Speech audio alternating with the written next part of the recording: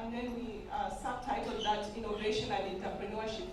Many of you will know that as DUT, we've been driving this innovation and entrepreneurship agenda mainly because we realize that most of our students, when they complete, not everybody goes into the formal sector, and it does take long for some of our students to get jobs, right? So, and then it's not just a DUT problem, because even at regional level and national level, we have similar challenges around unemployment and people getting degrees but not being able to become productive citizens, to be able to contribute to the economy.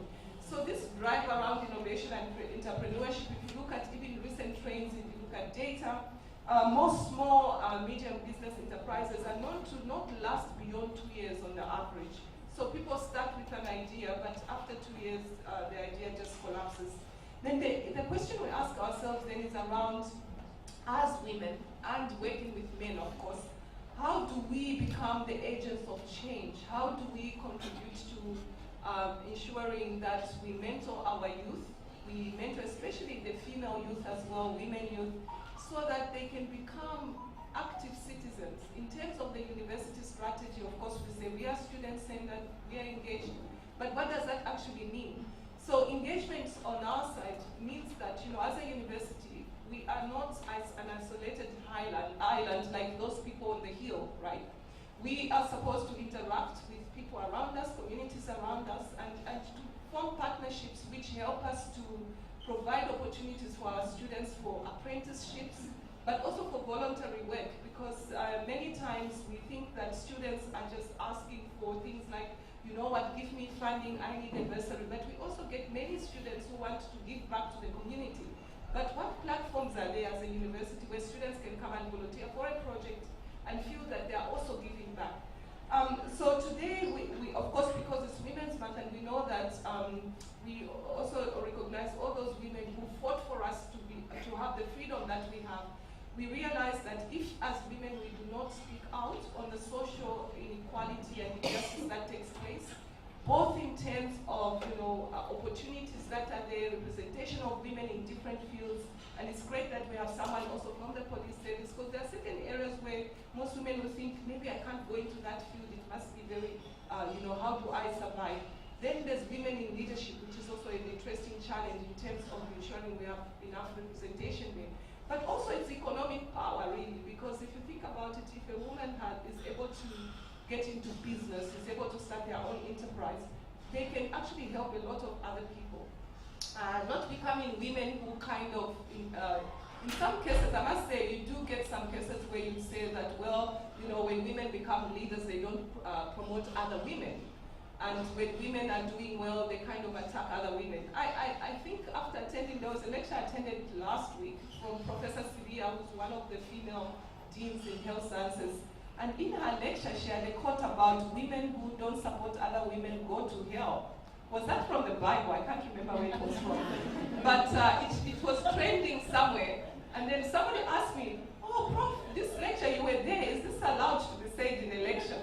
So then I went back to read what it said. Actually, it said something about a woman who doesn't, who brings down other women, has a special place in hell. And that's very scary, but it's so true, because on the same token, I've had very good experiences where I've had great support from women, but I've also had some terrible experiences by women, right? Where you think, yeah, there must be such a special place in hell for women who don't support other women. So if there's anything you can take back. So I really look forward to engaging with the women who have experience in the different areas of life, what you have to share with us, so that as our students and our staff, we can engage and also learn from those experiences, because there's no better teacher than the people who experience themselves. So I really want to thank all of you for joining us. I believe that today you have a great day. There's a lot of, is there food?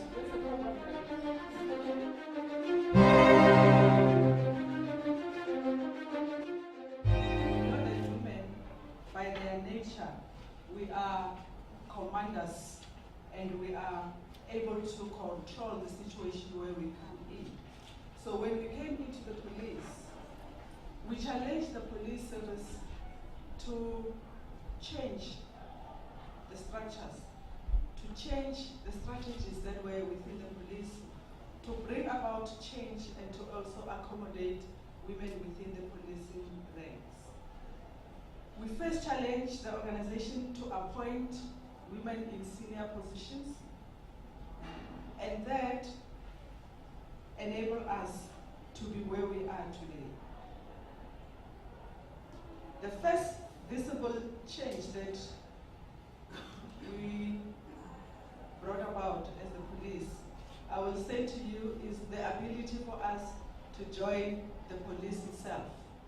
When the opportunity was presented by the South African government for the police to recruit women into the ranks of the police, we grabbed the opportunity.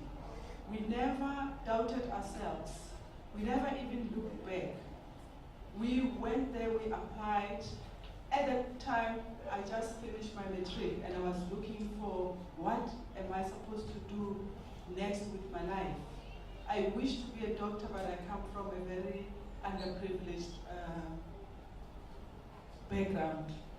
And when I heard about the South African police asking for women to join, the first thing that came to my mind is I have been a victim of crime because my father was stabbed and killed when I was 1 year old, and my mother was 24 years old.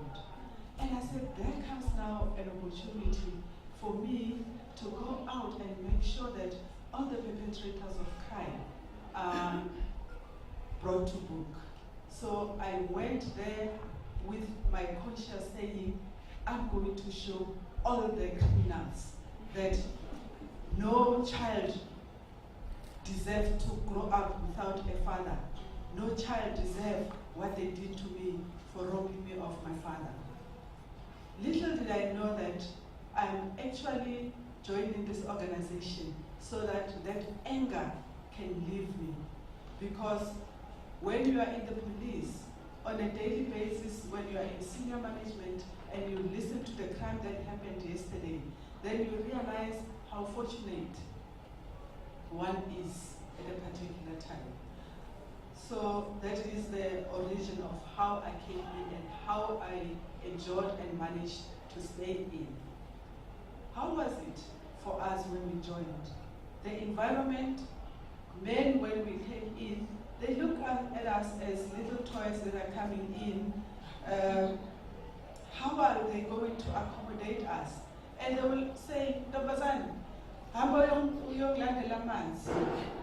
in the meantime, you are busy reading a statement in the case docket. And you must leave your docket and go and give water to him because you are a young girl, he's a man. And we had to stand our ground as young women and say, no, I'm here to investigate this crime the same way as you are also busy with your case docket, I'm busy with mine. So if you want water, go and drink it. The same when we joined, we started to get into management positions. When you are in the boardroom and you are the only woman and tea is served, and all men will say, Vicky, can you give me a cup of tea? And then I said, okay, hello, why must I give you tea? I said, how? Who are you? You're the only woman in here. I said, so I'm not here to give you tea. I'm here to contribute to the issues that are on the agenda, not to give you tea. So those are the history where we're coming from as women in the police. And gradually, the mind of the men changed and they accepted us as equals because we showed them that it is not about me being a woman that I need to give tea.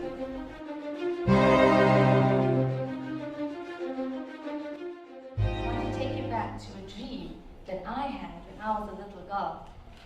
As the only little girl amongst 14 boys in our neighborhood, I grew up in a very impoverished neighborhood. And I stayed in this high block of flats where usually the lower income group people live. And across us was a park and then this beautiful white house. And every Christmas, all my little friends used to come up together and we used to watch this beautiful tree going up on the 24th of December with the beautiful lights. And we thought, we can't afford this tree. And as a little girl, I told all the little boys, why do we have to buy this tree? Then the earth can give it to us. Let's grow our own tree. And I went out there to say, now I need some seeds. Where do I get the seeds from? And my neighbor next door, a granny, she told me, little girl, if you want seeds, you've got to work for me. I said, not a problem, I'll work. So I worked for 5 weeks during my December vacation in the hot sun. And for every week that I worked, helping her in her garden, she gave me 1 seed per week. At the end of 5 weeks, I had 5 seeds. And I ran to all my friends and I said, I've got the seeds to plant and grow a tree. So we ran into the park across and we dug a very shallow hole and I just plucked all the seeds in and we covered it. And I went away. And that evening, the thunderstorms came and washed away all the seeds. And as the rain was falling and the wind abated, my tears were falling down as well. The very next morning, my mom brought my jacket to me and said, child, I found something here. What is it? It was my last seed. I took it, I went back, and this time we gathered all the kids in the neighborhood. We went together, we put our heads together, and we planted that seed. And today, that tree is the largest tree in the entire street, and it has stood there for over 30 years. And I live in that house across that flat. That is the power of dreaming when you are little. And that is the power we need to give our little girls as they grow up.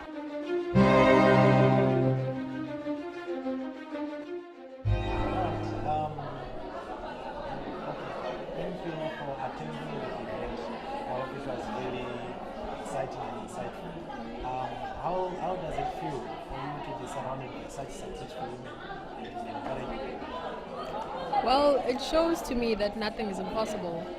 If these people can take their time and come to talk to us about their struggles and what they went through for them to be where they are right now, it shows that there is a place for a woman in the industry. It makes me feel very good, and it makes me feel that we as women, we are not forgotten by other women.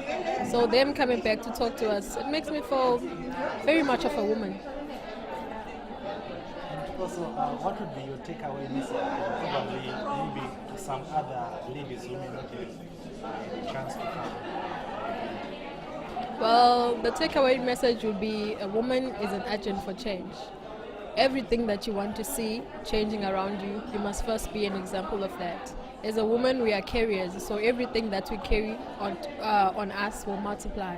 So if you want to be the change, if you want to see the change, be the change that you want to see. That's a message I could take.